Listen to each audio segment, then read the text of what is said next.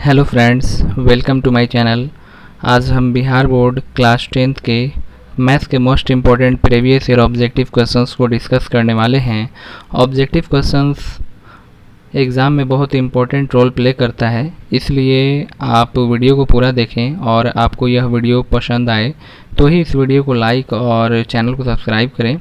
यदि आप हमारे वीडियो को रेगुलर देखें तो आपको मैथ्स ऑब्जेक्टिव क्वेश्चंस में कोई परेशानी नहीं होगी और आप 50 में 50 स्कोर कर पाएंगे। तो चलिए वीडियो को बिना देरी के शुरू करते हैं। क्वेश्चन नंबर 1 है, यहाँ पर एक डाटा दिया गया है 7, 3, 5, 8, 6, 10, 9, 12 का माध्यिका है। तो यहाँ पर डाटा दिया गया है और इस डाटा का हमें माध्यिका ज्ञात करना है।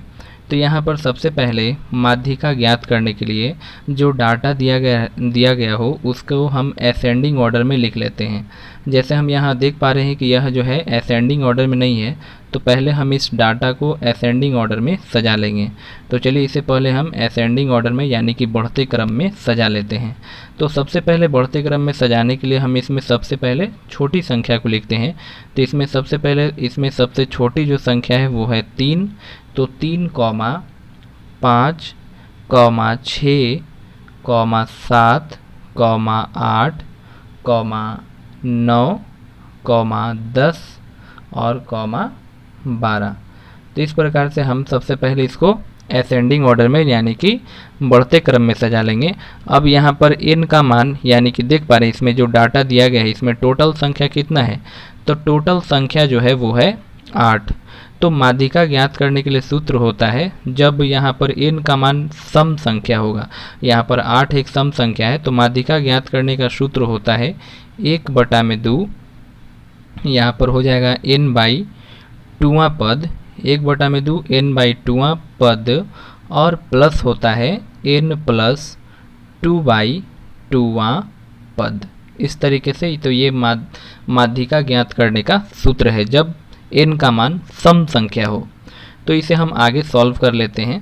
जैसे कि यहाँ पर n/2वां पद प्लस n + 2/2वां पद, तो यहाँ पर हम देख पा रहे हैं कि n/2वां पद यानी कि एक तरीके से हो गया इसका n का मान 8 रख देंगे और बटे में 2, तो हो गया इसका 4वां पद और प्लस n + 2 यानी कि 8 और 2 10 हो जाएगा और बटे में 2, तो 2 5 10, तो 5वां पद यानी कि इसका चौथा पद और 5वां पद ले लेंगे। तो चौथा पद की जगह पर यहाँ 7 है और 5वें पद की जगह पर यहाँ पर 8 है। तो चलिए इसे आगे सॉल्व कर लेते हैं। 1/2 इस तरीके से यहाँ पर हो जाएगा 1/2 और n/2 यानी कि n के जगह पर 8 था तो 8 और बटे में 2, तो इतना पद हो जाएगा जो भी इस कट करके आएगा 8/2वां पद और प्लस n + 2, तो 8 + 2 और बटे में 2वां पद। इस तरीके से अब बराबर हो जाएगा 1/2 8/2वां पद यानी कि 4वां पद लिखेंगे हम और प्लस 8 + 2/2 यानी कि 8 और 2 जोड़ेंगे तो 10 और बटे 2, तो 4वां और प्लस 5वां पद। तो चौथा पद और 5वां पद है, तो चौथा पद है 7 और 5वां पद है 8। इन दोनों को जोड़ करके उसे 2 से डिवाइड कर देंगे, वही हमारा आंसर हो जाएगा। तो यहाँ पर 1/2 और 4वां पद है, चौथा पद 7 और प्लस जो 5वां पद है वो है 8। तो 8 और 7 को जोड़ें तो 15 और बटे में 2, तो 15 को 2 से भागा देंगे तो 7.5। तो इस क्वेश्चन का सही आंसर है 7.5। तो ऑप्शन हो जाएगा बी इस क्वेश्चन का सही आंसर। ऑप्शन बी करेक्ट है। आगे बढ़ते हैं नेक्स्ट क्वेश्चन की तरफ। नेक्स्ट क्वेश्चन है क्वेश्चन नंबर 2 कि यहाँ पर भी एक डाटा दिया गया है 9, 3, 4, 7, 2, 9, 6, 7, 9, 9। इसका हमें बहुलक ज्ञात करना है। यहाँ पर डाटा दिया गया है और इस डाटा का बहुलक ज्ञात करना है। तो बहुलक क्या होता है? बहुलक वो संख्या होती है जो इस डाटा में सबसे अधिक बार आए। तो हम यहाँ पर देख पा रहे हैं, अगर हम ऑप्शन से देखें तो ऑप्शन ए यहाँ पर 2, तो इसमें 2 जो है सिर्फ एक ही बार आया है, 2 जो है सिर्फ एक बार आया है। और 3 को देखें तो 3 भी इसमें सिर्फ एक बार आया है। और 7 को देखें तो 7 इसमें 2 बार आया है। और 9, तो सबसे अधिक इसमें 9 जो है वो 4 बार आया हुआ है। 9 9 यहाँ आया है और एक 9 यहाँ पर, इस तरीके से, तो टोटल 9 जो है 4 बार आया है। तो इस संख्या का, यानी कि जो डाटा दिया गया है, इसका बहुलक हो जाएगा 9। तो इस क्वेश्चन का सही आंसर हो गया ऑप्शन डी। तो बहुलक हमेशा डाटा में जो भी संख्या सबसे अधिक बार आएगी वही जो है इसका बहुलक होगा। तो उम्मीद करते हैं क्वेश्चन समझ गए होंगे। बढ़ते हैं नेक्स्ट क्वेश्चन की तरफ। नेक्स्ट क्वेश्चन है क्वेश्चन नंबर 3 कि निम्नलिखित में कौन सी अभाज्य संख्या है। तो यहाँ पर 4 ऑप्शन दिया गया है, 27, 35, 13 और 56, और इसमें से पूछा है कि कौन सी संख्या है जो अभाज्य है।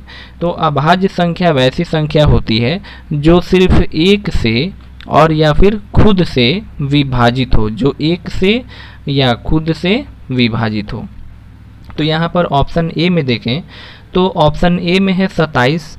तो 27 जो है 1 के पहाड़े में भी आता है, 3 के पहाड़े में भी आता है, 9 के पहाड़े में भी आता है। तो यह एक भाज्य संख्या है। तो 27 तो नहीं हो सकता है यहाँ पर, क्योंकि 27 जो है एक भाज्य संख्या है। अगर हम 35 को देखें तो 35 1 के पहाड़े में भी आता है, 35 5 के भी पहाड़े में आता है, 35 7 के भी पहाड़े में आता है। तो यह भी एक भाज्य संख्या है। अब हम 13 को देखें तो 13 जो है 1 के पहाड़े में आता है और 13 खुद 13 के पहाड़े में आता है और किसी दूसरे के पहाड़े में नहीं आता। तो इसलिए इस क्वेश्चन का सही आंसर हो जाएगा ऑप्शन सी, यानी कि 13 आंसर। तो 13 एक अभाज्य संख्या है। इसी क्वेश्चन में अगर आपसे पूछा जाए कि वो कौन सी संख्या है जो मतलब सबसे छोटी अभाज्य और साथ ही साथ वो एक सम संख्या भी है, तो सबसे छोटी जो अभाज्य संख्या होती है वो 2 होती है, और ये ऐसी संख्या है जो अभाज्य है और साथ ही साथ सम है, यानी अभाज्य संख्या भी है और सम भी है। तो सबसे छोटी अभाज्य संख्या पूछा जाए तो आंसर होगा 2। नेक्स्ट क्वेश्चन, यदि किसी बारंबारता सारणी का माध्य 8.9 एवं माध्यिका 9 हो तो बहुलक होगा। तो यहाँ पर माध्य दिया हुआ है और माध्यिका दिया गया है और हमें पता करना है कि इस क्वेश्चन का मतलब कि बहुलक ज्ञात करना है। तो इसके लिए फॉर्मूला होता है कि 3 माध्यक या माध्यिका कहें, 3 माध्यक बराबर होता है बहुलक और प्लस में 2 माध्य के। तो ये फॉर्मूला है 3 माध्यक बराबर बहुलक प्लस 2 माध्य। तो इसमें से हमें बहुलक ज्ञात करना है। तो बहुलक बराबर हो जाएगा 3 माध्यक में से 2 माध्य को घटा देंगे। तो बहुलक बराबर क्या हो जाएगा? तो बहुलक बराबर 3 माध्यक में से घटा देंगे 2 माध्य को, यानी कि माध्यक का 3 गुना में से माध्य के 2 गुने को घटा देने से हमारा बहुलक निकल करके आ जाएगा। तो चलिए 3 माध्यक, तो 3 और गुना माध्यिका 9 है, तो 3 गुना 9 और माइनस 2 माध्य, तो 2 गुना माध्य है 8.9। तो 3 गुना 9 करेंगे तो यहाँ से 27 हो गया और माइनस 8.9 को 2 से गुना करेंगे तो 2 9 18 के 8 1 बचा और 2 8 16 और 1 17, यानी कि 17.8। अब 27 में से 17.8 को माइनस करेंगे, इस तरीके से घटा सकते हैं 27 में से, जैसे कि 27 में से मुझे 17.8 माइनस करना है। तो सबसे पहले हम इसको लाइक डेसिमल में चेंज करेंगे। अब हम इसको माइनस करेंगे इस तरीके से। तो यहाँ पर 10 में से 8 घटाएं तो 2 बचा, दशमलव है तो यहाँ दशमलव लगा दिए, और यहाँ से 16 में से 7 घटाएंगे, एक इसको हासिल लिए थे तो अब ये 6 हो गया। तो 16 में से 7 घटाएंगे तो यहाँ पर हो जाएगा 9 और 1 में से 1 गया तो 0 हो गया। तो 9.2 इस क्वेश्चन का सही आंसर हो जाता है। ऑप्शन सी करेक्ट है। नेक्स्ट क्वेश्चन है 19 और 25 का समांतर माध्य क्या है। तो जब भी समांतर माध्य पूछा जाए तो समांतर माध्य बराबर होता है, समांतर माध्य बराबर a प्लस b/2। तो a प्लस b, तो यहाँ पर जो पहला पद है 19 वो a की जगह पर है तो 19 और प्लस b की जगह पर है यहाँ पर 25 तो 25 और बटे में 2। तो 19 और 25 को यहाँ पर जोड़ेंगे तो हो जाएगा 44, 44 और 44 को 2 से हम यहाँ डिवाइड करेंगे तो हो जाएगा ये 22 बार में चला जाएगा, 22 दूनी 44। तो इस क्वेश्चन का सही आंसर हो गया ऑप्शन बी 22 आंसर। तो समांतर माध्य ज्ञात करना है तो फॉर्मूला होता है जो भी डाटा दिया गया होगा उन दोनों को जोड़ करके और 2 से विभाजित कर देंगे तो समांतर माध्य ज्ञात हो जाएगा। बढ़ते हैं नेक्स्ट क्वेश्चन की तरफ। नेक्स्ट क्वेश्चन है किसी घटना ई के लिए पीई प्लस पीई नहीं बराबर होगा, बराबर बांट दिया है। तो यहाँ पर पीई का मतलब है कि किसी भी घटना के घटित होने की प्रायिकता, और पीई नहीं यानी कि घटना की प्रायिकता नहीं कह रहा है। तो इन दोनों का योग सदैव 1 के बराबर होता है, सदैव 1 के बराबर होगा। और इसी में कुछ हम आपको बता दें, जैसे कि प्रायिकता का मान 0, 1 या फिर 0 और 1 के बीच होता है। प्रायिकता का मान कभी भी माइनस में नहीं हो सकता है, 1 से ज़्यादा नहीं हो सकता है।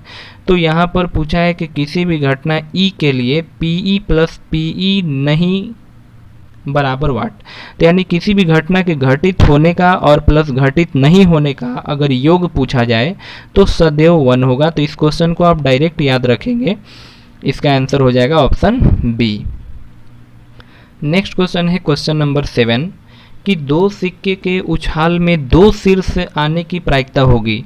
तो जब हम 2 सिक्के को एक साथ उछालेंगे तो हो सकता है कि दोनों सिक्के पर हेड आ जाए, या यह भी कंडीशन हो सकता है कि दोनों सिक्के पर टेल आ जाए, या पहले वाले सिक्के पर हेड और दूसरे पर टेल आ जाए, या पहले पर टेल और दूसरे पर हेड आ जाए। तो ये टोटल जो है 4 कंडीशन बन सकता है। तो इसमें पूछा है कि 2 सिक्के के उछाल में 2 शीर्ष आने की प्रायिकता, तो 2 शीर्ष आने की प्रायिकता इसमें सिर्फ एक ही बार है ऐसा कंडीशन जिसमें 2 शीर्ष आ सकता है, यानी कि दोनों बार हेड आ सकता है। तो इसलिए इस क्वेश्चन का सही आंसर हो जाएगा 1/4। तो प्रायिकता बराबर क्या होता है, तो प्रायिकता यानी दोनों सिक्के के हेड होने की प्रायिकता, तो प्रायिकता बराबर होता है अनुकूल परिणाम, यहाँ पर इस तरीके से लिख सकते हैं, प्रायिकता बराबर होता है अनुकूल परिणाम और बटे में हो जाएगा टोटल, यानी कि टोटल कंडीशन कितना बन सकता है, तो टोटल बन सकता है 4 और अनुकूल परिणाम कितना, तो अनुकूल परिणाम 1, क्योंकि जब हम 2 सिक्के को एक साथ उछालेंगे तो उसमें 2 शीर्ष आने की प्रायिकता एक ही बन पा रहा है, यानी कि दोनों बार हेड एक ही बार आएगा। तो इसलिए इस क्वेश्चन का सही आंसर हो जाता है 1/4। तो ऑप्शन डी इस क्वेश्चन का सही आंसर है। नेक्स्ट क्वेश्चन है, इसे हम और छोटा कर लेते हैं। नेक्स्ट क्वेश्चन है यदि किसी ऊर्ध्वाधर स्तंभ की ऊंचाई जमीन पर उस स्तंभ की छाया की लंबाई की √3 गुनी है तो सूर्य का उन्नयन कोण होगा, यानी जो छाया की लंबाई की √3 गुनी है। तो यहाँ पर ऊर्ध्वाधर स्तंभ की जो ऊंचाई है, यानी ऊंचाई जो है इंच जो है वो क्या है, तो छाया की लंबाई की √3 गुनी है। तो अगर हम मान लें कि ये छाया यानी कि शैडो एस मान लेते हैं, तो छाया की जो लंबाई है उसकी √3 गुना है। तो यहाँ से हम h और इधर h/s लिखें, h/s इस तरीके से, क्योंकि ये इधर गुना में है दाहिने तरफ, तो इसको हम बाएं तरफ लाए, गुना में है तो ये भाग में बदल जाएगा। तो h/s बराबर हो जाएगा √3 और नीचे क्या छिपा है, तो नीचे 1 छिपा है, यानी कि ऊंचाई जो है ऊर्ध्वाधर ऊंचाई वो है √3 और एक तरीके से परछाई यानी कि हो गया उसका, यानी कि जो ऊर्ध्वाधर स्तंभ है उसका हो गया आधार। तो पहले हम इसे इस तरीके से चित्र से समझते हैं, जैसे मान के चले तो ये एक ऊर्ध्वाधर स्तंभ है, इसका ऊंचाई मान लिए कि h है, और ये जो हमने s माना है, s यानी कि ये इसका शैडो बन रहा है, इसका हम नाम दे देते हैं इस त्रिभुज का ABC। तो h जो है ये हो गया ऊंचाई ऊर्ध्वाधर स्तंभ, और ये जो s माने है ये ABC, ये जो s माने है ये हो गया इसका शैडो यानी कि परछाई। तो जो ऊंचाई है वो कितना है, तो ऊंचाई जो है परछाई का √3 गुना है, यानी कि ऊंचाई का मान है √3 और जो परछाई है वो 1 इकाई है, यानी कि s की जगह पर 1 है। तो यहाँ से अगर हम इसको माने सी को थीटा माने तो tan थीटा, अब tan थीटा ही क्यों लिए हैं, क्योंकि इसमें हमें ऊंचाई और आधार पता है, यानी कि tan थीटा बराबर होता है tan थीटा बराबर लंब बटा में आधार। तो एक तरीके से जो इसका परछाई है वो आधार का काम कर रहा है और इसका जो ऊर्ध्वाधर ऊंचाई है वो लंबाई का काम कर रहा है। तो लंबाई यहाँ पर है √3 और आधार है 1, तो tan थीटा बराबर हो जाएगा tan थीटा बराबर √3 और बटे में 1। तो यानी tan थीटा बराबर हो गया कितना, तो tan थीटा बराबर हो गया √3। तो tan थीटा जो है √3 कितने का मान होता है, तो वो होता है tan 60 डिग्री का मान। तो यहाँ से ये tan 60 डिग्री का मान होता है, तो यहाँ से ये tan से tan कट गया, तो यहाँ पर थीटा का मान निकल करके आ गया 60 डिग्री। तो इसलिए इस क्वेश्चन का सही आंसर हो जाता है ऑप्शन सी 60 डिग्री। आगे बढ़ते हैं। क्वेश्चन नंबर 9 है, यदि a और b अभाज्य संख्या है तो लसअ ab होगा। तो जब भी दो अभाज्य संख्याएं दी गई हों और उनका लसअ ज्ञात करना हो तो उनका लसअ उन दोनों संख्याओं के गुणनफल के बराबर होता है। जैसे हम इसे एग्जाम्पल से समझें, मान के चले कि 2 एक अभाज्य संख्या, मान के चले क्या ये 2 एक अभाज्य संख्या है और 3 भी एक अभाज्य संख्या है और इन दोनों का एलसीएम पता करना हो तो इन दोनों को हम डायरेक्टली क्या करते हैं, गुना करा देते हैं, वही इसका क्या होगा, एलसीएम होगा। तो इसका एलसीएम होगा 2 और 3 का 6। सेम इसी तरीके से यहाँ पर जब a और b ये दोनों अभाज्य संख्याएं हैं तो इसका एलसीएम क्या हो जाएगा, तो एलसीएम बराबर हो जाएगा a और b को आपस में गुना करा देंगे, तो एलसीएम हो गया ab। तो इस क्वेश्चन का सही आंसर है ab। नेक्स्ट क्वेश्चन है कि निम्नलिखित में से कौन किसी घटना की प्रायिकता नहीं हो सकती है। तो चलिए इसे हम ऑप्शन से देखते हैं। जैसे कि ऑप्शन ए को देखें तो 1/3 है, यानी कि 1/3 का मतलब क्या है कि ये जो है 0 और 1 के बीच है। चाहे तो आप इसे डिवाइड देकर के भी चेक कर सकते हैं, जैसे कि हम 1 में अगर 3 से डिवाइड करें तो 0 यहाँ पर लगाएंगे और यहाँ दशमलव लगा करके 1 0 और 3 3 यहाँ हो गया 9 तो बच गया 1, यानी कि ये 0.3 का मतलब है कि ये 0 और 1 के बीच है।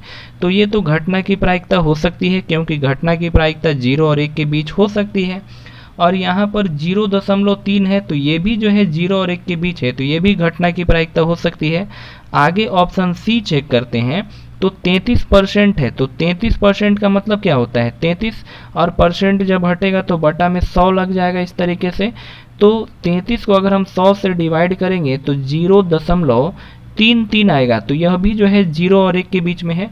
तो अब लास्ट में एक ही ऑप्शन बच जाता है 7/6, तो यही हमारा सही उत्तर हो जाएगा। जैसे कि हम एग्जाम में 3 ऑप्शन को चेक कर लिए और वो तीनों नहीं आया, तो इसका मतलब है कि चौथा ऑप्शन ही करेक्ट आंसर है।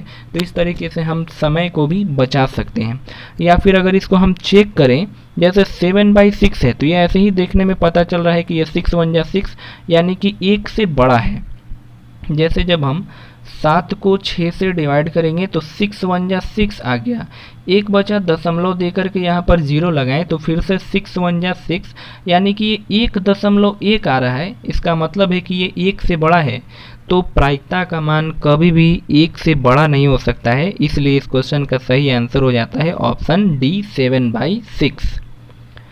नेक्स्ट क्वेश्चन है, संख्या 2.13 113 1113 इस तरीके से डॉट डॉट डॉट, तो यह जो है एक पूछा है कि पूर्णांक है कि परिमेय संख्या है कि अपरिमेय संख्या है कि इनमें से कोई नहीं। तो यहाँ हम देख पा रहे हैं कि 2.13 फिर एक जो है रिपीट हो रहा है, फिर 3 लिखा जा रहा है, फिर 1 3 बार रिपीट हो रहा है और इस तरीके से डॉट डॉट आगे भी चलता जाएगा। तो यह जो है एक अपरिमेय संख्या है, क्योंकि इसकी कोई लिमिट है नहीं यहाँ पर, तो यह हो जाएगा एक अपरिमेय संख्या। नेक्स्ट क्वेश्चन की तरफ चलते हैं।